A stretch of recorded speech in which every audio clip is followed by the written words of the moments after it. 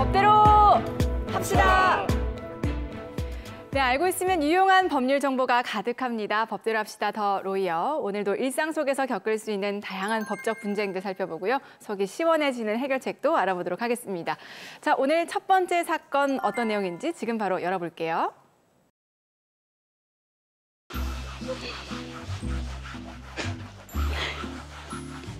아니, 이게 이렇게 좋나? 이렇게 뚜껑 달린 게 김치 보관도 더 잘 되고 완전 좋아. 아이고야, 오늘부터 우장창 김치만 담겠네. 아유, 당연하지. 안 그래도 오늘 깍두기 담그려고 장 봐왔어요. 그래, 김치 냉장고 노래를 불렀으니까 원풀이 다 해라. 아.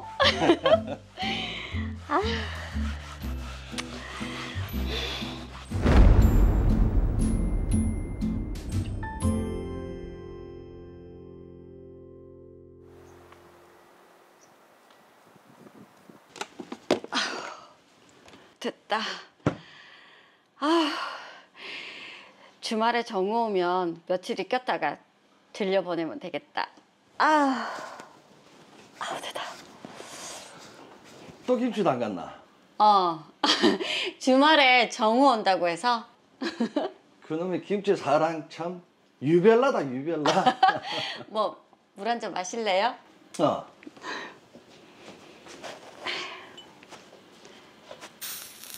여기. 이게 뭔 소리고? 왜, 무슨 소리 났어? 못 들었나? 아니, 김치 냉장고에서 나는 소리 같은데. 확인 한번 해봐봐. 잠깐만.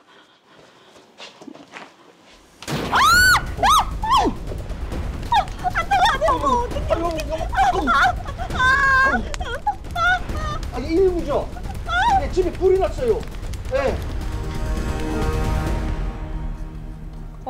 큰일인데요.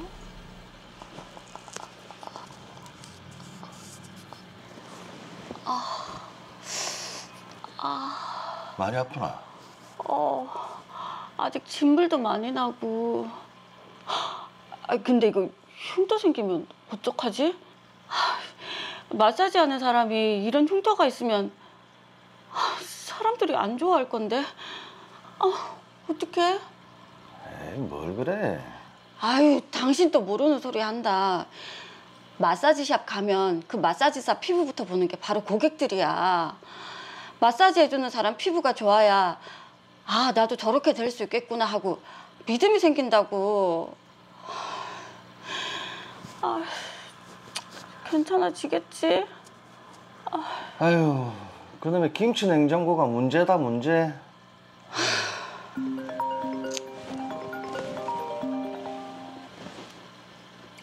예, 형사님. 화재의 원인이 김치 냉장고로 밝혀졌다고요. 김치 냉장고 내부에서 폭발이 일어나서. 예, 알겠습니다. 김치 냉장고가 폭발한 거라고? 그렇다네. 그놈의 김치 냉장고 좋다고 하더니. 아니, 나는 친구들이 다 좋다고 하니까.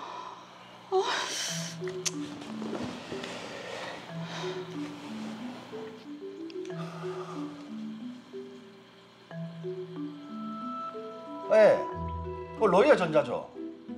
거기에서 산 김치 냉장고가 폭발을 해서 사람이 다쳤습니다. 이거 어떻게 보상하실 건데요? 저희는 국가수 조사 결과를 바탕으로 로이어 전자에 손해배상을 요청했습니다. 그리고 순희 씨, 그 손이랑 얼굴 흉터 때문에 고객들 컴플레인이 자꾸 들어오네. 미안하지만 오늘까지만 일하는 걸로 합시다. 우려가 현실이 됐네요. 아직은 10년은 더 일해야 하는데. 이 흉터 때문에 화상만 안 입었어도.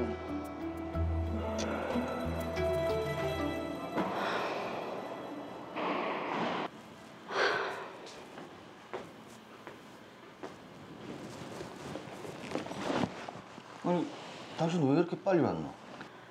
나 가게에서 잘렸어. 잘렸다고? 아니 왜? 이 화상 흉터 때문에 자꾸 고객 컴플레인 들어온다고. 뭐라고?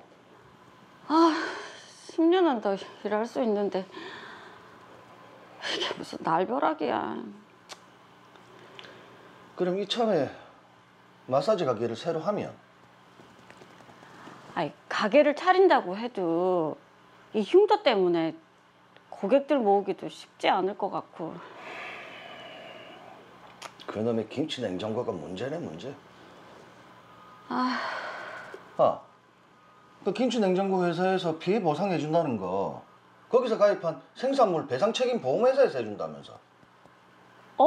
그랬던 것 같은데 왜? 거기 후유장애 보험금도 같이 청구를 하려고. 후유 장애? 화상으로 계속 장애로 남아서 이 직장도 지금 잘린 거잖아. 그러니까 보상 될 거야. 아, 내 전화 한번 해볼게. 예. 그 화상 때문에 그 후유장애 보험금 신청 좀 하려고요. 저희는 예. 노동능력 상실과 수입 상실도 인정해서 보험금을 지급해 달라고 요청했습니다. 하지만 뭐라고요? 화상으로 인한 장애는 인정을 할 수 없다고요? 아니 그 사고 때문에 직장에서도 잘렸는데 이게 말이 됩니까? 내 이대로 그냥 못 넘어갑니다. 로이어 전자랑 보험회사까지 싹 다 엮어서 내 소송할 겁니다.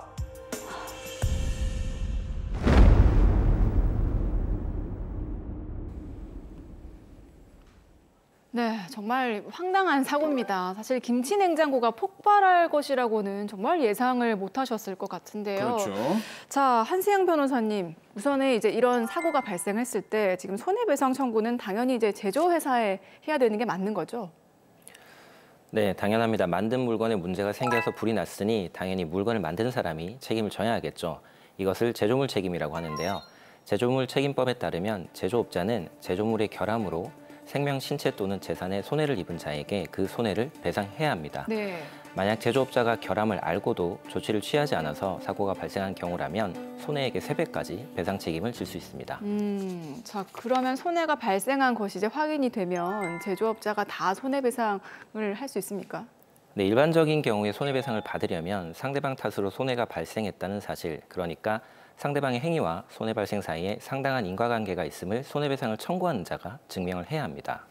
와, 이게 손해배상을 청구하는 자가 입증을 해야 된다는 말인 것 같은데 이게 소비자가 그 전자제품의 과학적인 기술적인 이런 걸 다 알 수가 없는 상황인데 그렇죠. 이게 합리적으로 입증을 할 수 있는 그런 방법이 좀 힘들 것 같은데 이게 그럼 많이 불리할 것 같은데 괜찮습니까 이게? 네, 사무장님이 지적하신 대로 전자제품은 고도의 기술이 집약돼서 대량으로 생산되는 제품입니다.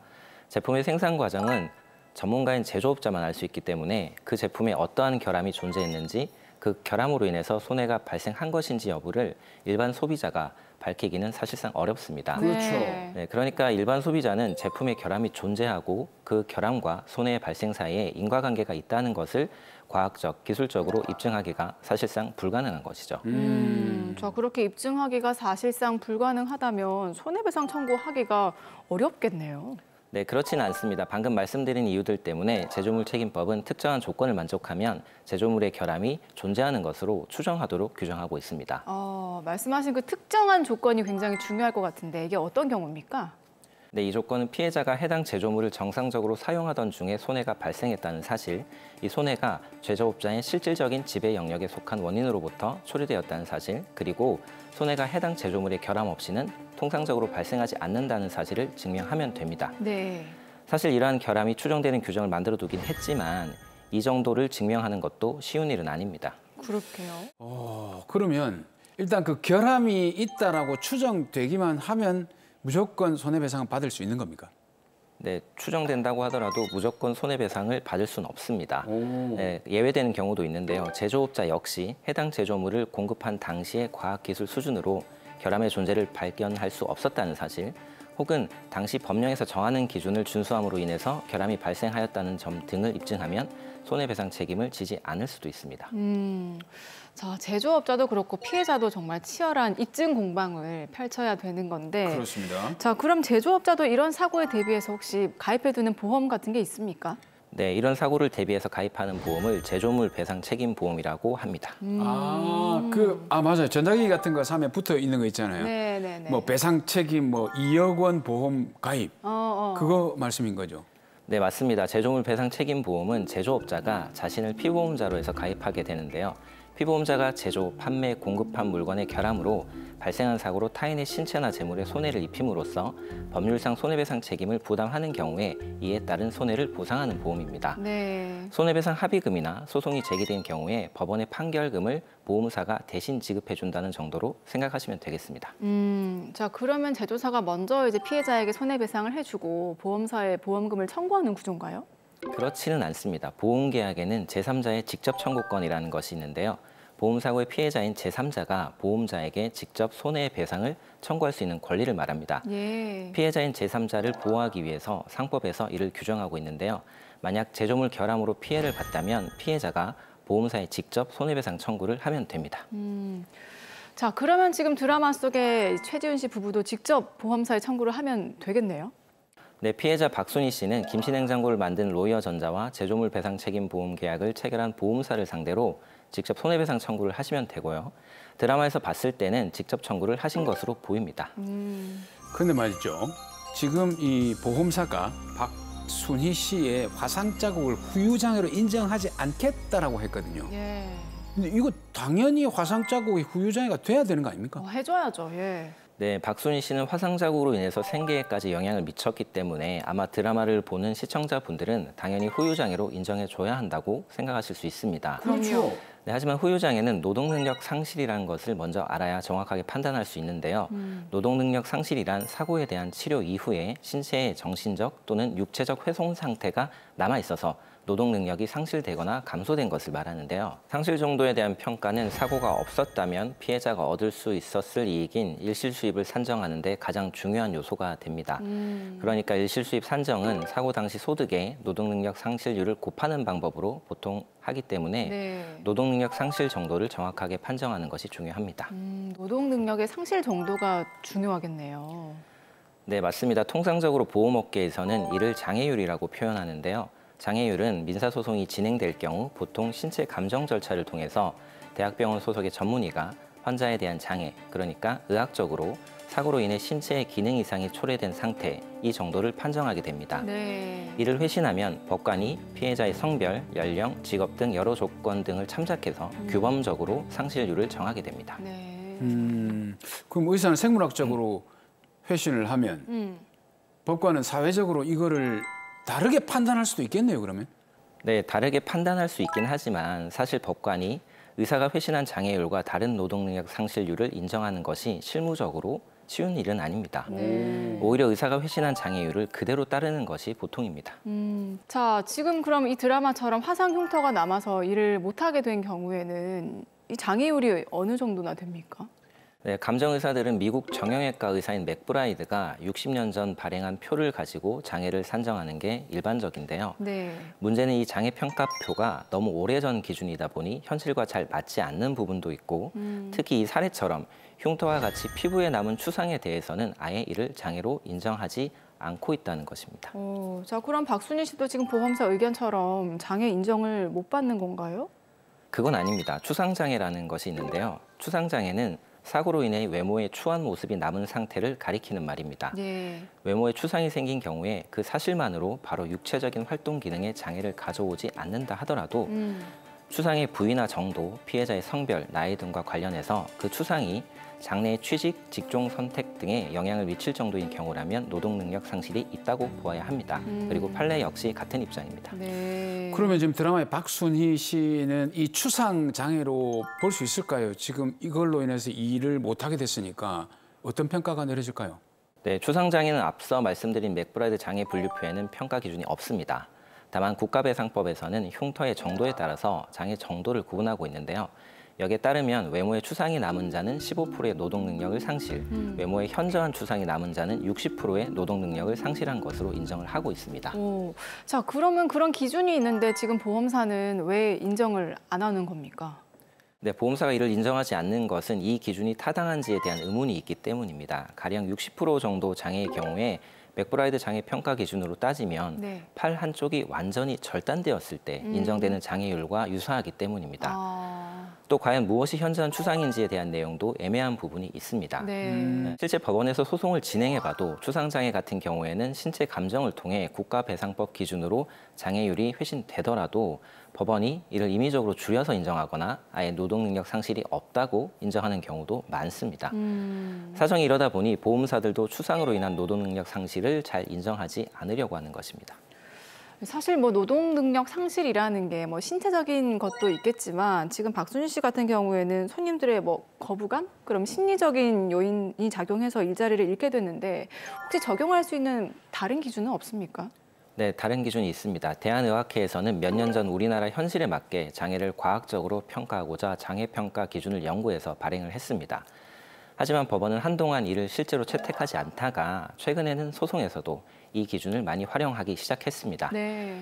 특히 추상장애 같은 경우에는 많은 재판부가 이 평가 기준에 따른 장애율을 근거로 판결을 내리는 추세입니다.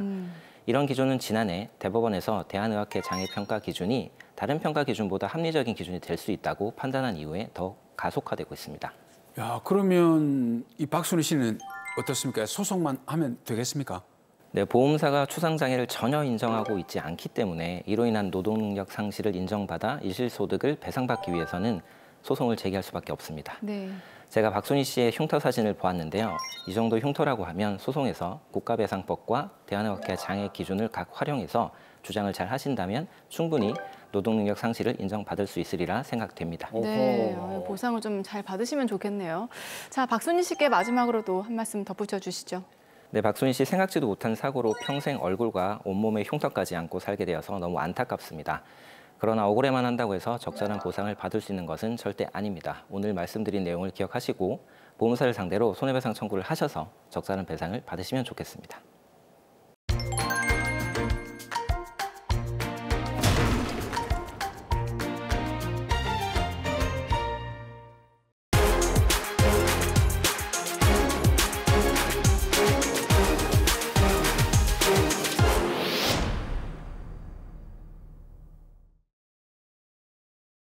이야, 우와. 엄마 차 왔다. 차 사줘서 감사합니다. 아버지한테도 전해주시고요. 그럼 사고 안 나게 조심해서 잘 타야지.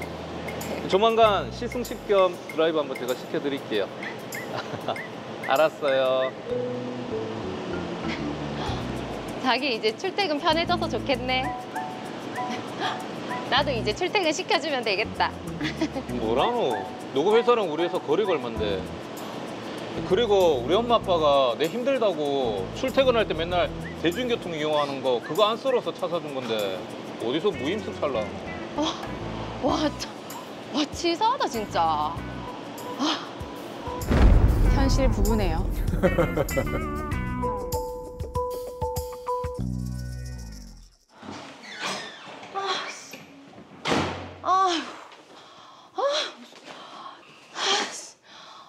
짐 많다고 데리러 오랬더만. 뭐? 마트 쪽으로 오면 차가 막혀. 팔이야. 장본 거 많다고 데리러 오랬더만. 그게 그렇게 힘드나? 거기로 가면 차가 막히니까 그렇지. 잘 왔네. 그리고 내가 데리러 가서 집에 오면 밤 9시다. 언제 준비해서 언제 먹을 건데 배고프게. 그거 몇 분이나 늦는다고? 그러니까 운전면허 좀 따놓지. 그동안 뭐 했는데. 그러면 이런 날 네가 운전해가지고 다니면 되잖아. 알겠다. 내 운전면허 따고 만다. 면허 따면 내가 차 필요할 때 무조건 차키 내놔야 된대. 운전면허나 따고 이야기하세요. 두고 봐라. 뭐 나중에 가서 어머님 아버님이 사준 내 명의 차니 웃자니 그러기만 해봐라. 그렇게 할 것 같은데요.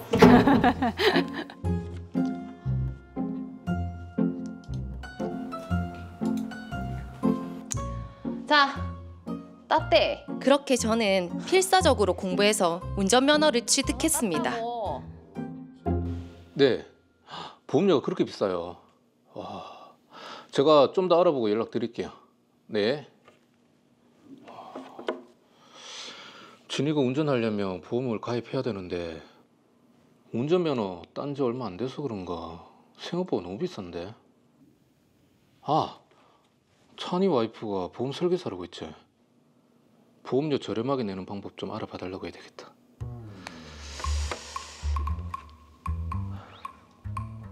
찬수야.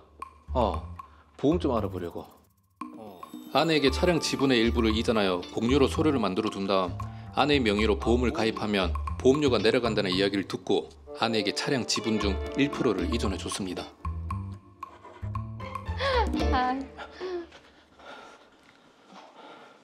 네 차 또 긁어먹었네. 그 주차하다가 살짝. 한두 번도 아니고 뽑은 지 몇 개월 안 돼 새 차를 몇 번이나 해먹냐고. 뭐 별로 티도 안 나더만. 남자가 쪼잔하기는. 아이고, 뭐 외제차라도 끌었으면 이혼하자고 했겠네. 뭐라고? 네 집 말 다 했나? 말 다 했다. 말 나온 김에 할 말 좀 더 할게. 아니, 지한테 쓰는 돈은 하나도 안 아까워하면서 내가 뭐 싼 거라도 하나 사면 그렇게 잔소리를. 야, 돈도 얼마 못 버는 주제에. 야, 차 밑에 들어가는 돈 얼마라도 보탰으면 내가 이런 말도 안 한다. 누가 보면 뭐 외제차라도 사준 줄 알겠네. 내 친구들 시댁은 아들한테 비싼 외제차도 탁탁 사주더만. 아버님 어머님은 국산차 사줄 능력밖에 안 되시는가 보네. 그렇게 애지중지 사랑하는 아드님이신데. 그래. 다시는 네 그 차 못 타게 해줄게. 어디 가는데? 뭐 하는데?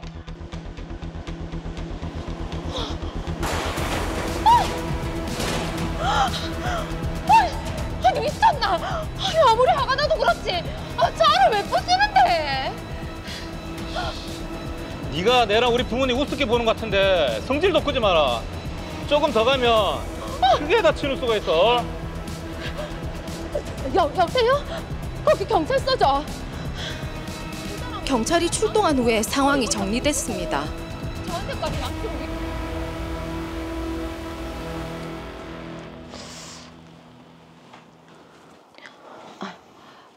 뭔데? 오다가 백화점에서 하나 샀다. 네 저번에 향수 사고 싶어 했잖아.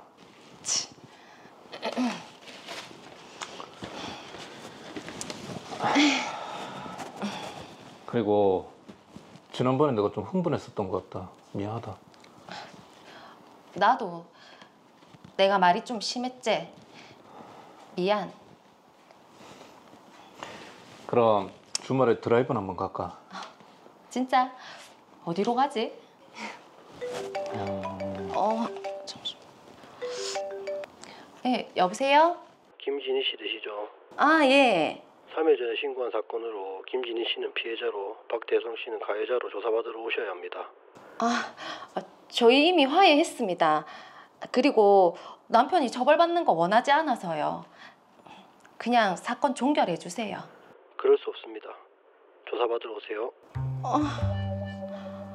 왜? 자기야, 며칠 전에 주차장에서 난리 친 거 있잖아. 그것 때문에 조사받으러 오란다. 왜? 우리 화해했는데. 몰라. 조사받으러 와야 된다는데. 없잖아.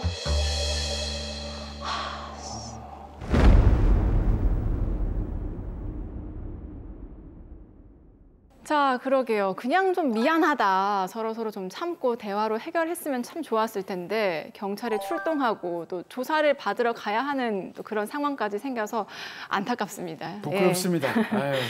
자, 김정민 변호사님. 자, 우선의 남편 박대성 씨가 지금 가해자로 조사를 받으러 가야 하는 상황인데 이제 궁금한 게 지금 수사관이 조사를 받아야 한다고 한 그 죄명이 어떤 건가요? 네, 우선 차량에 사이드 미러를 부수는 것과 관련해서는 특수재물손괴죄가 성립할 수 있습니다. 형법 제366조는 타인의 재물, 문서 또는 전자기록 등 특수매체 기록을 손괴하거나 은닉 기타 방법으로 그 효용을 해할 경우에 3년 이하의 징역 또는 700만 원 이하의 벌금에 처한다고 하여 손괴죄를 규정하고 있는데요. 예. 이에 대한 특집으로 형법 제369조는 단체 또는 다중의 위력을 보이거나 위험한 물건을 휴대하여 손괴죄를 범한 때에는 5년 이하의 징역 또는 1천만 원 이하의 벌금에 처한다고 규정하고 있습니다. 자, 그리고 이 부부싸움 당시에 지금 박대성 씨가 망치를 든 채 또 아내에게 경고를 했지 않습니까? 이거는 협박에 해당이 되겠네요. 네, 그렇습니다. 박대성 씨가 김진희 씨에게 다치는 수가 있다라고 겁을 주는 것은 협박에 해당합니다. 거기다가 협박을 하면서 망치라는 위험한 물건까지 들었기 때문에 단순 협박이 아니라 특수협박으로 오열될 수 있습니다. 특수협박죄는 형법 제284조에 규정되어 있는데요. 제284조는 단체 또는 다중의 위력을 보이거나 위험한 물건을 휴대하여 다른 사람을 협박한 때에는 7년 이하의 징역 또는 1천만 원 이하의 벌금에 처한다고 규정하고 있습니다. 예. 야, 이게 참 특수손괴, 특수협박. 이게 다 특수자가 붙는데 이 모든 게 그 손에 든 망치 때문이겠죠? 네, 맞습니다. 특수손괴와 특수협박 모두 일반 손괴죄와 협박죄에 비해 가중처벌하는 규정들입니다.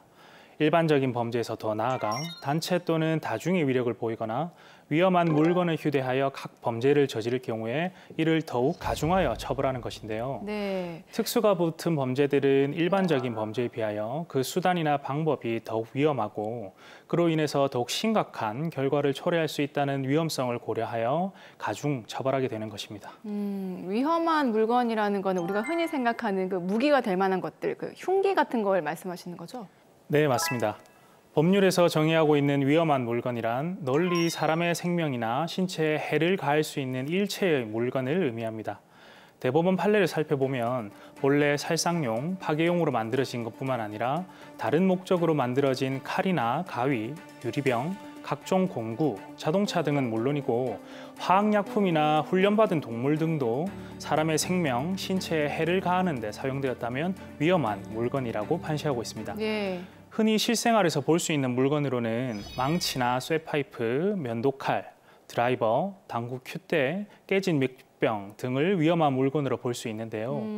최근에는 휴대전화나 물이 가득 들어있는 페트병 역시 위험한 물건으로 본 판례가 있어서 네. 위험한 물건의 범위가 점차 확대되고 있는 경향을 보이고 있습니다. 말씀하신 내용으로 본다면 지금 박대성 씨는 특수 손괴가 인정이 되겠네요. 네, 외견적으로 보기에는 박대성 씨가 망치라는 위험한 물건을 이용해서 차량의 사이드 미러를 부쉈기 때문에 시청자분들이 보시기에는 특수 손괴가 성립하겠네라고 생각하실 수도 있을 것 같습니다. 네. 특수손괴가 성립할 수 있겠네라고 생각할 수 있겠다. 이 말은 뭔가 약간 여지를 남겨놓은 것 같은데 그럼 성립하지 않을 수도 있다는 얘기 아닙니까? 네, 그렇습니다. 오히려 드라마 사례의 경우에는 박대성 씨에게 손괴죄가 인정되지 않을 가능성이 더 커 보입니다. 그래요? 그 이유는 손괴죄가 타인의 물건을 손괴하였을 때만 처벌하는 범죄이기 때문입니다. 형법 제366조는 명시적으로 타인의 물건을 손괴죄의 대상으로 규정하고 있기 때문에 네. 자신의 물건은 아무리 부순다고 하더라도 손괴죄로 처벌되지는 않습니다. 그런데 박대성 씨가 부순 차량은 박대성 씨의 소유로 인정될 가능성이 커 보여서 네. 타인의 물건이 아닌 자기의 물건을 부순 것에 불과한 것으로 평가되어 결국 손괴죄가 인정되지 않을 가능성이 높습니다. 자, 그런데 김진희 씨 이제 보험을 들 때요. 보험료가 너무 비싸서 지금 차량 지분 일부를 김진희 씨에게 이전을 했잖아요. 이거는 박대성 씨 소유가 아니라 부부 공동 소유 아니겠습니까? 네, 지분을 나눠 가지는 공동 소유의 경우에 통상 형사법적으로는 타인 소유의 물건이라고 평가하기는 합니다. 하지만 해당 차량은 박대성 씨의 부모님이 구입해서 박대성 씨에게 증여를 한 것인데요.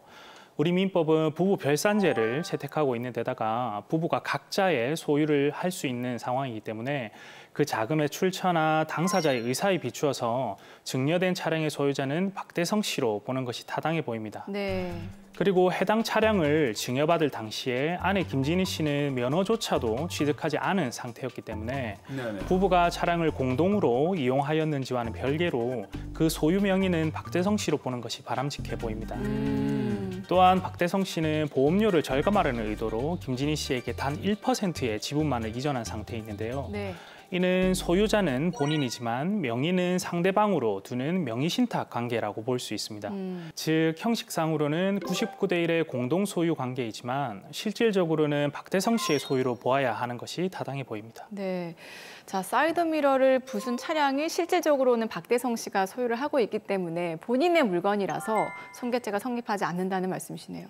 네, 맞습니다. 예. 제가 직접 수행했던 사례 중에도 배우자 사이의 명의신탁 관계를 인정하여 손괴죄가 인정되지 않은 사건이 있습니다. 따라서 드라마 사례의 경우 박대성 씨는 자기 소유의 물건을 손괴한 것에 불과하여 손괴죄가 성립하지 않을 가능성이 높아 보입니다. 기초범죄인 손괴죄가 성립하지 않으니 특수재물 손괴죄는 당연히 인정되지 않을 것이고요. 자, 그럼 일단 손괴죄는 넘어갔고요. 두 번째로 지금 특수협박이 있었지 않습니까? 이건 어떻습니까? 인정될까요?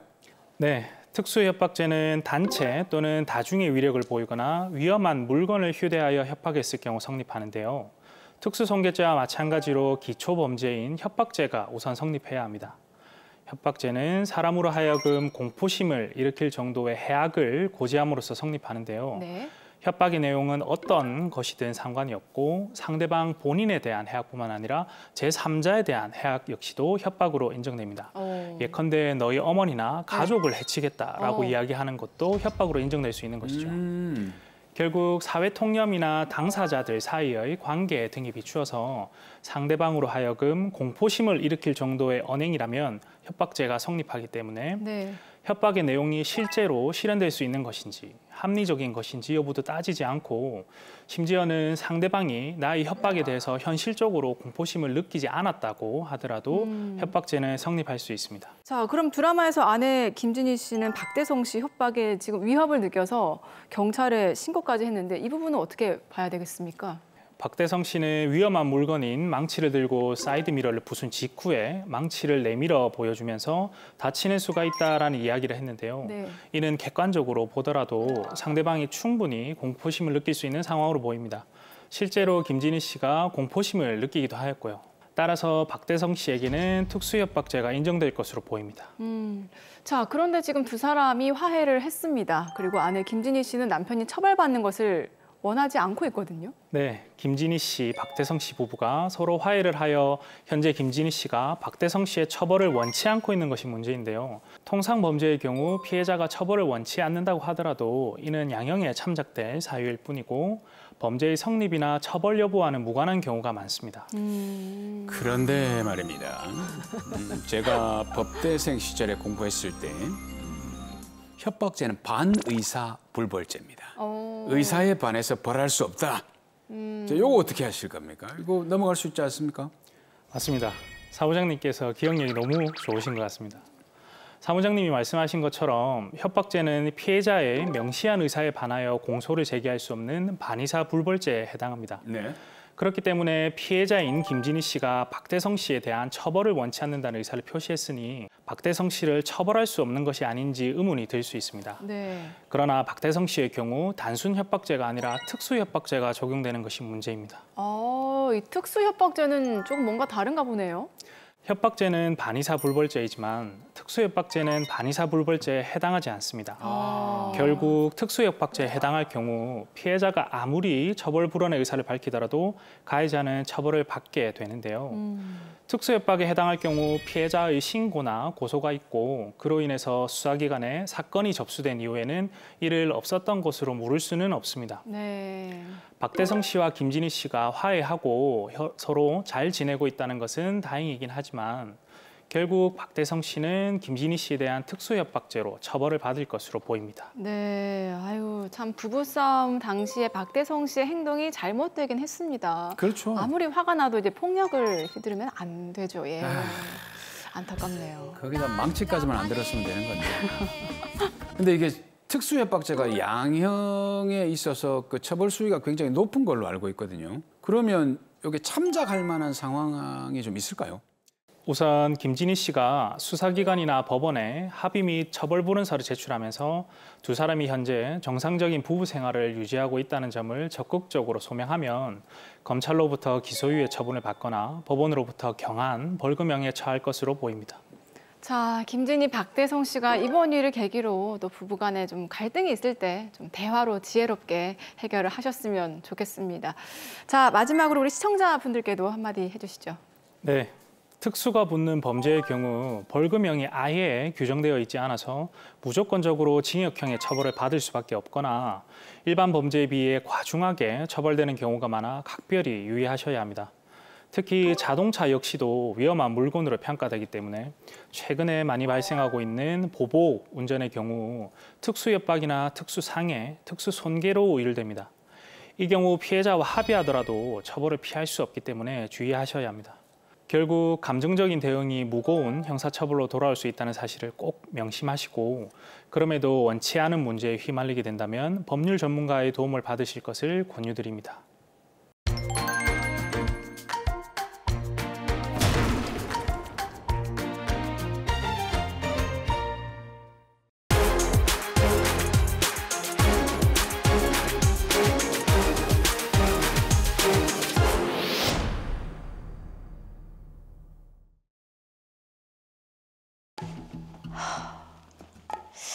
뭐 가게 같은 거 할 거 없나? 치킨집은 너무 힘들어서 안 되겠고 뭐 관리 같은 거 하는 게 딱인데.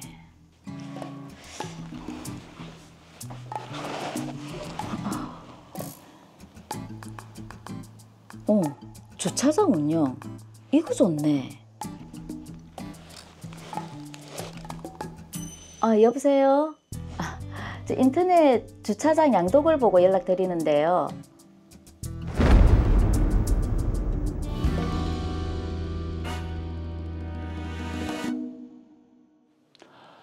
네, 가능합니다. 저야 뭐 빠르면 빠를수록 좋죠. 여기가 병원 부속 주차장이라서 운영은 걱정 안 하셔도 됩니다.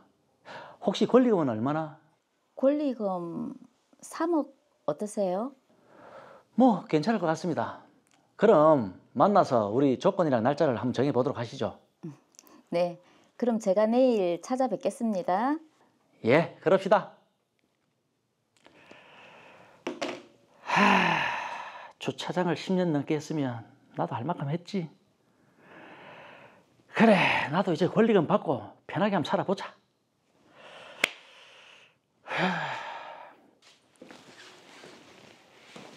아이고, 김 사장님 잘 계시죠? 마침 오셨네요, 사장님. 네. 저희 임대차 계약이 5개월 남았는데 갱신을 안 하겠습니다. 아니, 갑자기 갱신을 안 하신다니. 아니, 무슨 일 있습니까? 제가 주차장을 다른 분한테 좀 넘기려고 합니다. 그래서 하는 말인데, 주차장을 인수하겠다는 분이 있는데 그분이랑 임대차 계약을 좀 해주시면. 권리금은 받기로 했습니까? 10년 넘게 해온 거니까 좀 받아야 안 되겠습니까? 아니, 저랑 선 계약서 찾아보셨습니까? 아니, 거기에 보면 권리금은 인정하지 않는다라고 되어 있을 텐데요. 예? 아니, 권리금은 다들 받는 건데 그게 말이 됩니까? 그러고 김 사장님은 여기서 10년을 넘게 영업을 했기 때문에 상가 건물 임대차 보호법 보호기간도 지났을 뿐더러 법적으로도 권리금 회수 기회를 보호해줄 의무가 없습니다. 아니, 그래도 이건 계약 상황과 임대차법을 봤을 때 제가 그분이랑은 계약할 이유가 없는 것 같습니다. 그 나머지는 김 사장님이 잘 알아서 처리하십시오. 갱신은 안 하는 걸로 알고 가보겠습니다.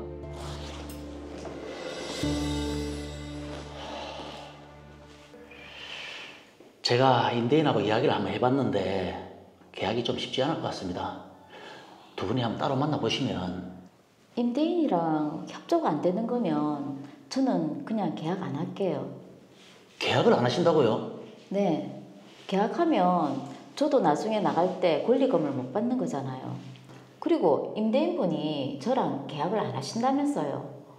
굳이 제가 주차장을 인수해야 되는 것도 아니고 아니 그래도 방법을 한 번 더 찾아보면 그냥 없던 일로 하고 저는 계약 안 하겠습니다. 이 사실이 소문이 났는지 저는 그날 이후 더 이상 신규 임차인을 구할 수가 없었습니다. 김 소장, 잘 있었나? 왔나? 응. 근데 얼굴에 무슨 고민이 이렇게 가득하노? 응? 이거 정리하려 했더만 권리금도 못 받는다고 하고 새 임차인도 없고 그래서 그렇지. 머리 다 보고 고민 많겠네. 내가 왜 그 생각을 못했지? 야, 수영아. 왜? 내가 권리금을 받으려고 하면 새 임차인을 구해야 되는데 지금 사람이 없으니까 네가 권리금 양도 계약서에 서명을 좀 해주면 안 되겠나? 뭐라고? 계약서에 서명을? 그런 거 마누라가 함부로 하면 안 된다 하던데. 아이, 고향 친구 좋다는 게 뭐고 어려울 때 서로 도와야 되는 거 아이가? 니는 서명만 해주면 내가 나머지는 다 알아서 할게. 그래, 뭐 알겠다. 그래. 자자, 여기 서명하면 된다. 뭐 별일 없겠지? 괜찮다. 제가 알아보니까 권리금 양도 양수 계약서만 있으면 권리금 받는데 아무 문제가 없다고 하더라고요. 여기 계약서 가지고 왔으니까 새 임차인이랑 임대차 계약을 좀 해주세요. 김 사장님, 실은 우리 친척분이 여기서 주차장을 하고 싶다 해서 이미 이야기 된 상황입니다. 그럼 그분이 저한테 권리금을 주시면 되겠네요. 아니, 권리금은 계약서상에 안 받기로 돼 있지 않습니까? 그건 법에서 보장하는 겁니다. 법에서 1년 6개월 동안 영업을 안 했을 시에는 필요 없다고 돼 있습니다. 아니, 주차장 영업을 그 기간 동안 안 하면 되죠. 뭐라고요? 김 사장이 계약했다는 그분이랑은 내가 임대차 계약을 안 할 겁니다. 그렇게 하세요. 도대체 이거 어찌해야 되노?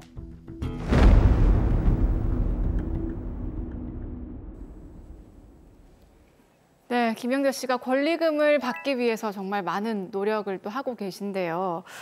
그런데 먼저 짚어볼 부분이 지금 김영대 씨와 그리고 임대인이죠. 조한진 씨가 작성한 임대차 계약서가 아닐까 싶습니다. 자, 송인엽 변호사님, 여기에 권리금을 인정하지 않는다라고 되어 있는데 이게 맞는 내용인가요? 예, 제가 두 분이 작성한 임대차 계약서를 실제로 살펴봤는데 그런 약정이 적혀 있기는 했습니다. 자, 그럼 약정이 돼 있다면 임대인 말대로 지금 권리금을 받을 수 없습니까? 결론부터 말씀을 드리면 권리금을 인정하지 않는다는 약정은 효력이 없습니다. 우리 상가건물 임대차 보호법 제15조에서는 이 법의 규정에 위반된 약정으로서 임차인에게 불리한 것은 효력이 없다고 규정하고 있고, 상가건물 임대차 보호법 제10조의 3, 10조의 4에서는 임차인이 열심히 영업을 해서 일군 권리금을 회수할 수 있도록 법적으로 보호하고 있습니다. 네. 그런데 임대인이 임차인에게 권리금은 인정하지 않는다는 약정을 하는 것은 임차인의 이런 법적 권리를 일방적으로 포기시키는 것이기 때문에 그 자체로 효력이 없다고 볼 수 있습니다. 다행입니다. 근데 그럼 주인 아저씨가 얘기를 하기를 보장기간이 상가 건물 임대차 계약의 보장기간이 10년입니다. 네. 이 보장기간 10년을 넘어가면 권리금을 받을 수 없다라고 주장을 하는데 이게 맞는 겁니까? 맞지 않습니다. 우리 대법원은 상가 건물 임대차 보호법에서 보호하는 10년을 초과해서 임차인이 더 이상 계약갱신 요구권을 행사할 수 없는 경우에도 임대인은 권리금 회수기의 보호 의무를 부담해야 한다라고 보고 있습니다. 자, 그럼 지금 임대인 조한진 씨가 한 얘기가 하나도 맞는 게 없는데요. 그럼 영대 씨가 권리금을 좀 받을 수 있겠네요? 그렇죠. 그런데 말이죠. 제가 여기서 아주 정확하게 뭔가 하나를 캐치했습니다. 어떤 겁니까? 오늘 또 촉이 발동하셨나요? 촉? 촉이 또 왔습니다. 자, 지금 드라마산에서 권리금을 받으려고 하는 곳이 바로 주차장입니다. 주차장은 상가 건물이 아닙니다. 지금 계속 상가 건물 임대차 보호법상의 뭐 어떤 권리 이렇게 얘기하는데 이거 잘못된 거 아닙니까? 오, 맞네요. 예, 사무장님 아주 예리한 질문이십니다. 촉촉. 말씀하신 부분은 이제 대법원 판례를 살펴보면 도움이 좀 될 것 같습니다. 우리 대법원은 상가 건물의 임대차는 사업자 등록의 대상이 되는 건물로서 임대차 목적물인 건물을 영리를 목적으로 사용하는 임대차를 말한다고 판시하고 있습니다. 건물을 영리 목적으로 해서 영업을 하는 임대차다. 자, 그러면 지금 건물 없이 노면을 이용해서 주차장 영업을 하는 경우에는 상가 건물 임대차 보호법이 적용되지 않는 건가요? 맞습니다. 네, 단순 노면 주차장의 경우에는 건물을 영리 목적으로 사용하는 것이 아니라 토지를 사용하는 것이기 때문에 상가 건물 임대차 보호법이 적용되지 않습니다. 네. 그렇다 보니 노면 주차장 같은 경우에는 권리금을 못 받을 수도 있게 되는 것입니다. 말씀하신 그런 내용에 비춰보면 지금 김영대 씨의 상황은 어떤 상황인가요? 제가 사건을 조금 더 알아봤는데 다행히도 김영대 씨 같은 경우는 노면과 함께 건물 중 일부를 주차 공간으로 포함해서 사용을 하고 있었습니다. 또 김영대 씨는 주차장을 사업장 소재지로 해서 사업자 등록까지도 마친 상태였습니다. 그렇기 때문에 김영대 씨의 주차장은 상가 건물 임대차 보호법 상의 상가 건물에 해당하게 됩니다. 야, 이 김영대 씨가 처음부터 이런 사실을 알아가지고 계약할 때 계약서상 특약 사항으로 이걸 지정을 해 두는 거죠. 네. 계약이 만료되면 권리금을 회수할 기회를 임대인이 보장해 줘야 된다라고 이 문구를 넣어서 보호를 했다면 어땠을까요? 맞습니다. 사무장님의 지적이 굉장히 예리하셨는데요. 주차장 임대차 계약 시에는 특약사항에 임대인은 상가 건물 임대차 보호법에 따른 상가 임대차 계약의 인지 여부와 상관없이 임차인이 상가 건물 임대차 보호법에서 정하는 권리금 회수 기회를 보호할 의무를 부담한다는 취지의 내용을 넣어야 분쟁을 미리 예방할 수 있을 것으로 보여집니다. 네, 그러네요. 자, 그리고 저희가 또 하나 짚어볼 부분이 있습니다. 김영대 씨가 친구 이수용 씨와 권리금 양도양수 계약서를 작성을 했는데 이게 권리금을 받으려고 허위로 작성을 한 거잖아요. 이게 나중에 좀 문제가 되지 않을까 싶은데요. 당연히 이거는 문제가 될 수 있습니다. 우리 상가 건물 임대차 보호법 제10조의 4, 제1항에 따르면 임차인이 권리금 회수기에 방해에 따른 손해배상 청구 소송을 하기 위해서는 임차인이 신규 임차인을 주선하는 행위가 있어야 되고 그 이후에 임대인이 임차인이 주선한 신규 임차인과의 새로운 임대차 계약을 거절해야 합니다. 그런데 김영대 씨는 신규 임차인을 주선하지 않았음에도 마치 신규 임차인을 주선한 것처럼 임대인을 속여서 권리금 회수 기회를 방해당했다고 손해배상 청구 소송을 하려고 하는 것으로 보입니다. 이는 사기죄, 소위 소송 사기에 해당할 여지가 충분합니다. 자, 이게 소송 사기에 해당한다면 어떤 처벌 받습니까?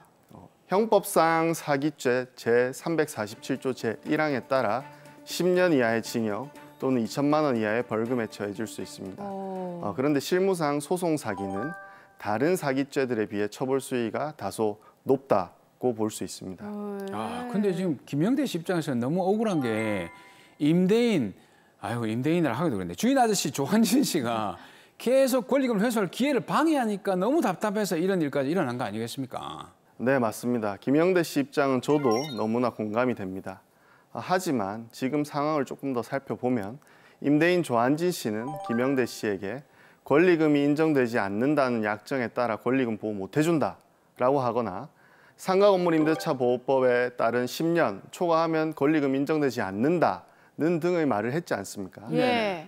김영대 씨가 신규 임차인을 주선했더라도 신규 임차인과의 계약을 체결하지 않을 것이라는 의사가 어느 정도 명확해 보입니다. 그렇습니다. 게다가 제가 알아본 바에 따르면 김영대 씨는 처음 계약을 하려고 했던 박정은 씨와의 계약이 거의 성사된 사실을 알려주면서 인적 사항까지 조한진 씨에게 제공했다고 합니다.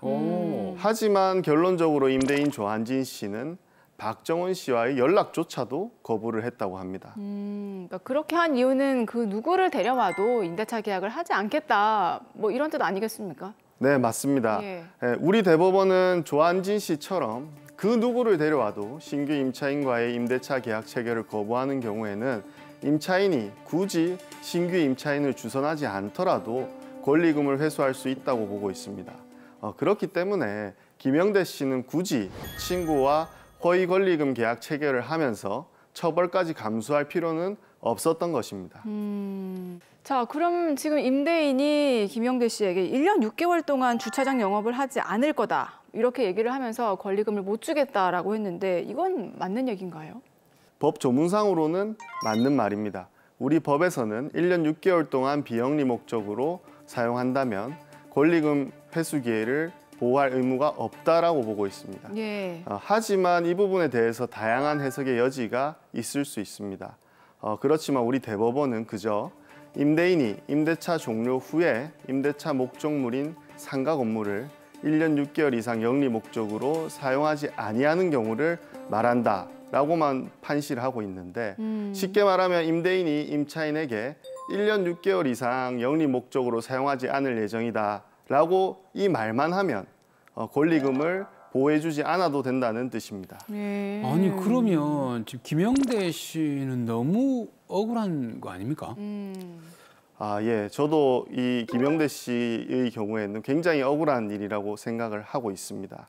임대인 조한진 씨가 그저 임차인인 김영대 씨를 쫓아내기 위한 목적으로 이처럼 말하는 것은 제 개인적인 생각으로는 권리금 회수 기회를 방해한다라고 판단됩니다. 네. 그리고 자기 친척이 주차장 영업을 하려고 했다는 발언도 했지 않습니까? 네. 이런 사정들을 종합해 볼 때 조한진 씨가 권리금 회수 기회를 방해하는 정당한 이유는 없다고 판단됩니다. 네. 때문에 김영대 씨는 소송을 통해서 자신의 정당한 권리를 되찾으시면 되겠습니다. 자, 그렇게 하시면 될 것 같은데, 하지만 임대인 또 조한진 씨는 이렇게 주장을 하실 것 같습니다. 법에서 1년 6개월 이상 영리 목적으로 지금 사용하지 않으면 권리금을 주지 않아도 된다라고 했는데 무슨 말이냐, 법대로 하자, 이렇게 할 수도 있지 않을까요? 당연합니다. 사실 이 법 조항 자체가 문제를 발생할 가능성이 매우 높습니다. 그 이유는 예를 들어 보면 정확하게 아실 것 같습니다. 부산 해운대 바닷가 앞에 상가 자리에 권리금이 3억 원이고 임대인이 임차인으로부터 받는 월세가 1천만 원이라고 가정을 해보겠습니다. 네. 임대인이 1년 6개월 동안 못 받는 월세는 그럼 총 1억 8천만 원이 되겠죠. 예. 그런데 임대인이 1년 6개월 후에 새로운 임차인으로부터 받게 될 권리금은 3억 원입니다.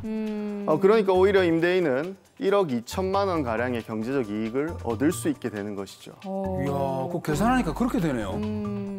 이로 인해서 사실상 권리금 조항 자체가 무용지물이 될 수도 있고 임차인은 아무것도 회수하지 못한 채 쫓겨날 수 있게 되는 것입니다.